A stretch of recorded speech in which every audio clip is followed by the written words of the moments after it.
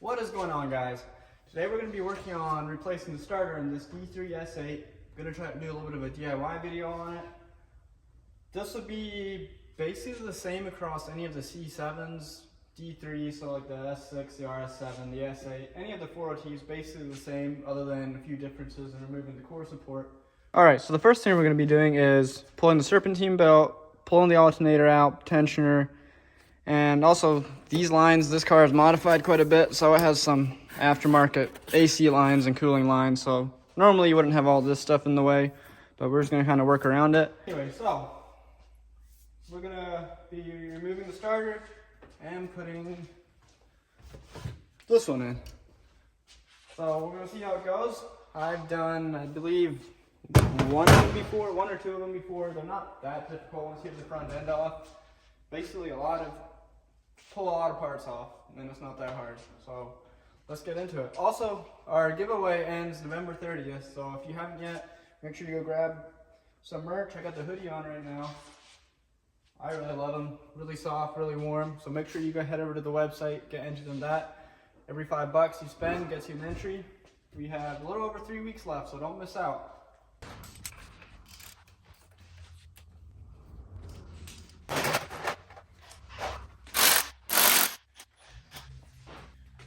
Alright, and when you pull what I always found is easier, run the alternator bolts out a little bit, and then if you tap them with a hammer, it'll push the little slide back. And make the alternator come out way easier. Alright, also the alternators and these are water cooled, so once you have it loose, I don't know if you can see in there, you pull this down. You can kind of see back in there, there's two coolant lines running into it that you have to get off. Kind of a pain to get to, but normally you can kind of wiggle it front and out far enough to get in there half decent to get the clamps off. And then the alternator should pull right out. Of course there's still coolant in there. So I gotta make a mess right away. Oh, let me find the bucket.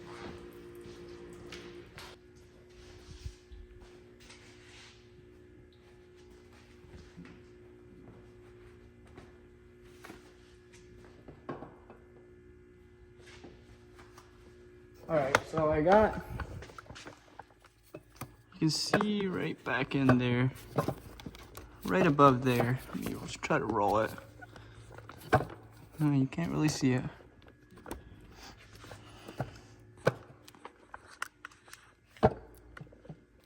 I got that one off right there. The second one runs around to right here. This one is a lot easier to just take off right here and let it on the alternator. So I'm gonna pop that one out, and then we should be able to pull the alternator out. And I was thinking that I would be able to pull it out far enough to get to the connector and the power wire in the back. Apparently not, so I'm gonna have to get in there. It's a 13 mil on the power wire, and then just one electrical plug, which I got the plug unplugged already. Now I just have the power wire to disconnect. Also, always make sure you have the battery disconnected before you do any of this. If you don't, you'll learn the hard way. You'll have fireworks in the middle of winter.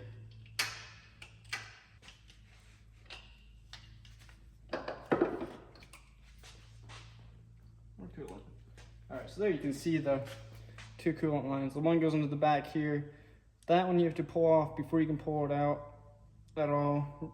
And then this one runs around to the front. It's a lot easier to take off from the front there. Alright, now that we've got the alternator out, you can see in there a little better. You still can't see the starter, but what we're going to be doing next is we have to pull this engine mount out right there. So I'm going to have to support the engine. I'll pull that mount out, and then we'll be able to see in there to the starter. The starter actually sits... Let me put my light up here. So the starter sits right up behind the engine mount bracket here, and that completely covers it, so there's no way to get it out unless you pull the whole mount out. So that's what we're going to be doing next. So I'll support under the engine and pull the mount out, and we'll go from there. So you pretty much have to remove all the wires in here to be able to pull the mount out. So there's one T30 on our little bracket here going to the back of the oil pan. Pull that, There's also a 13mm nut onto the ground wire going to the engine mount, and then a couple plugs for the oil pressure sensor, and 2 plugs on the engine mount itself. I'll show you in a second here. Alright, so right back here on the back of the oil pan, there's a bracket. Should be a T30 on that, and then right there, there's a 13mm nut that holds the ground wire onto the engine mount.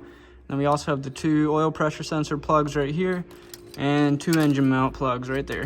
It should go right on there. So you want to pull all those off, and then once we have the engine mount loose, we'll be able to move it around to get the ground wire off completely and kind of drop all the wiring out the bottom to clear us up a little more space. Alright, I need to get something to support the engine with. The trans jack looks really good. You simply put it right up against the bottom of the oil pan, jack it up, and it works perfectly.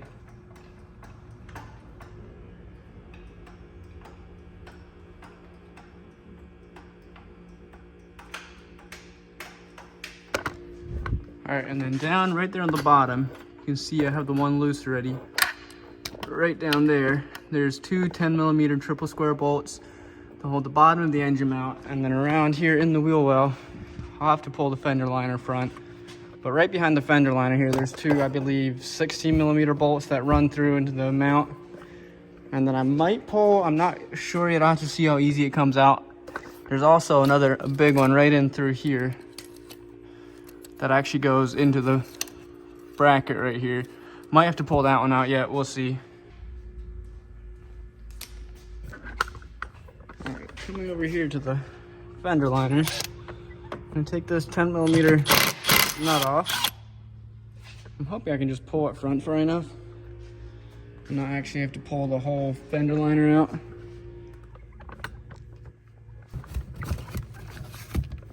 Oh yeah. Alright, so right down there you can see the 2 16mm bolts. And then also if you look into that hole right there, you can see the other main bolt going into the engine mount bracket. So we're gonna go ahead and pull those out real quick and try to wiggle that engine mount out of there. The engine mount can be a little difficult to wiggle out, but it can be done.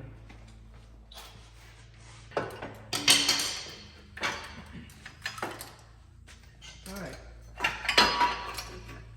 Not too bad. Okay, so this one, you can see this one's been siliconed. A lot of times these engine mounts, the rubber will break. The cheap way to fix it is fill it in with silicone, let it dry, and you have basically a solid engine mount.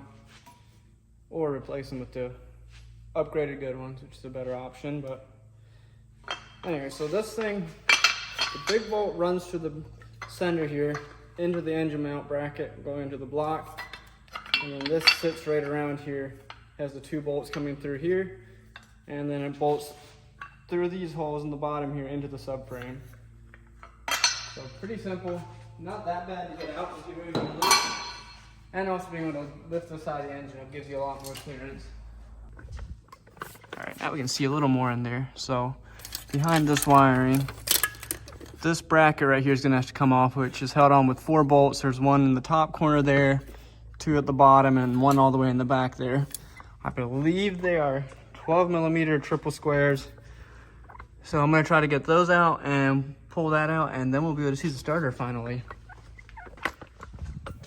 Alright, my light stab, you can still kind of see in there, I guess. So it should be loose now. Now we just got to get this one wiggled out of here.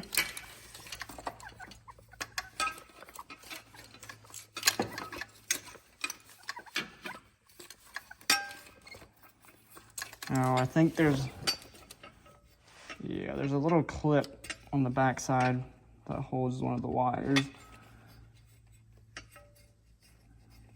I might need 2 hands for this. There's a little clip to just hold the wire in place that runs along the side of it. There we go.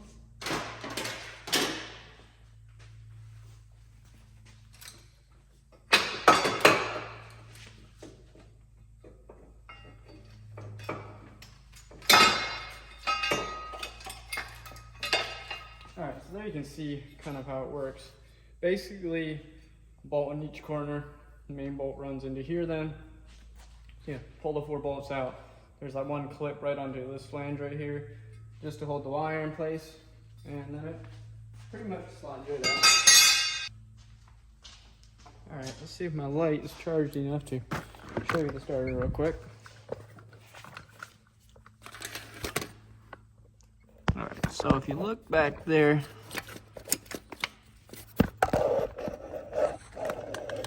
right in there, you can kind of see it right there.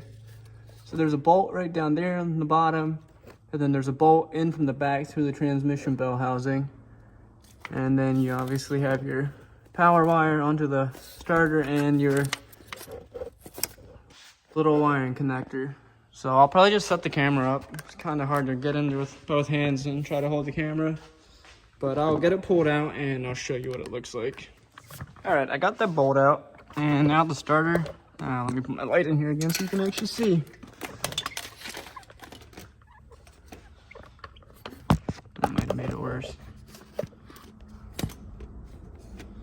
All right, wires are still in the way, but you can see the starter is loose now.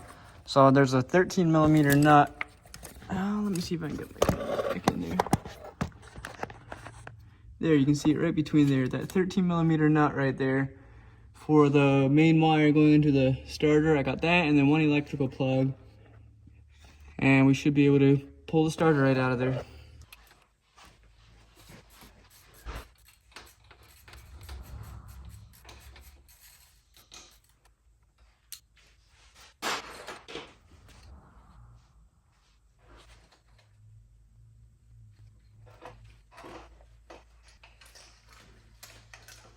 Alright, just like that, and we got the starter out. So now, I'm kind of curious. I really want to test this and make sure it's actually bad.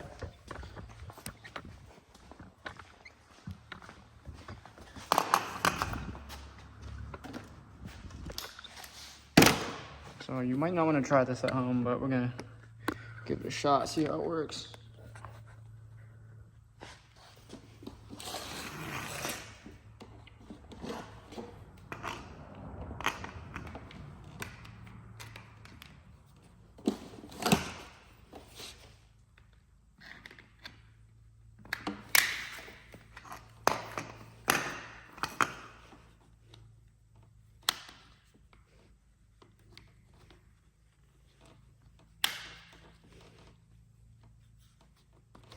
Come on.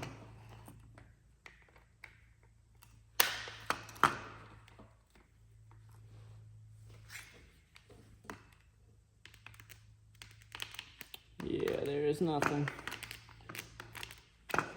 Alright, well, it is back, so that's a good thing.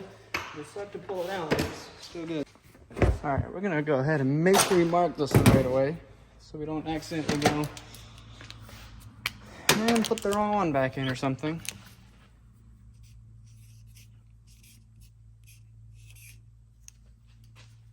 Alright, oh no, that one's bad.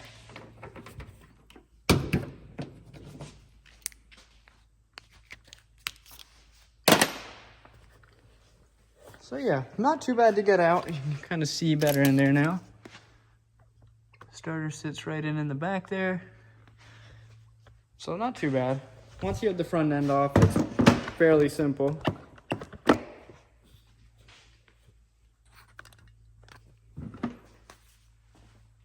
Alright, so putting the starter back in, the new one back in, basically just reverse.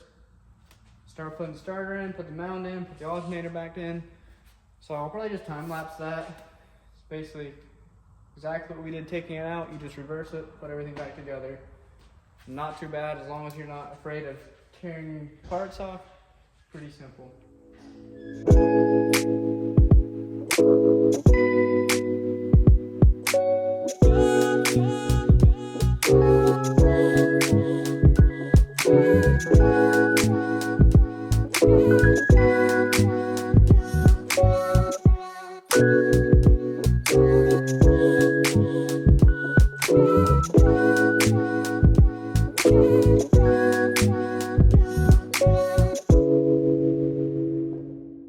We got engine mount, starter, everything back in. All the wiring plugged back in.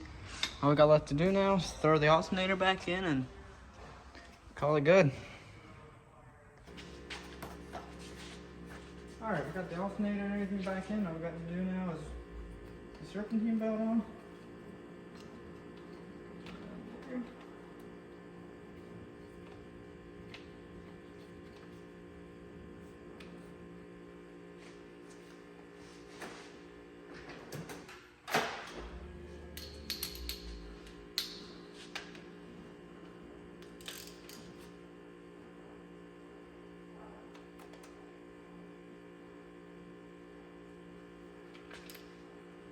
Alright, just like that.